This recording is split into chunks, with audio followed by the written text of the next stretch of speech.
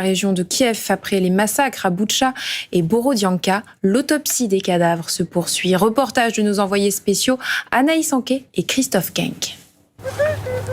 Revivre l'horreur, encore une fois. Loubov est obligée d'être présente aujourd'hui. La police criminelle doit exhumer le corps de sa fille tuée par un tir de missile russe au début de la guerre. Elle s'appelait Anastasia.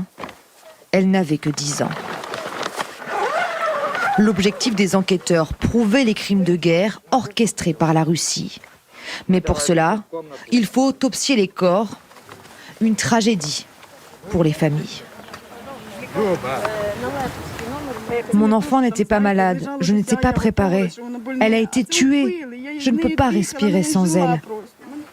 Malgré son émotion, Loubov veut nous montrer sa maison, mais surtout la chambre où sa fille a perdu la vie. Elle était ici quand un morceau de missile a traversé le mur. Elle était tellement intelligente, plus intelligente que la plupart des enfants de son âge. Je veux que les Russes payent. Je veux qu'on leur enlève leurs enfants à eux aussi. Nous sommes à seulement quelques kilomètres de Borodianka. Dans cette région occupée pendant plusieurs semaines par les Russes, de nombreux civils ont perdu la vie. Cette fois encore, c'est une mère de famille qui doit exhumer le corps de son fils tué par balle. Comme beaucoup, elle a dû l'enterrer sans autorisation ni autopsie. C'était quand? Le 1er mars. Que s'est-il passé? Il y avait des tanks dans la ville et mon fils voulait les voir. Il voulait savoir ce qu'il se passait. Il y a eu un tir et ensuite une fusillade.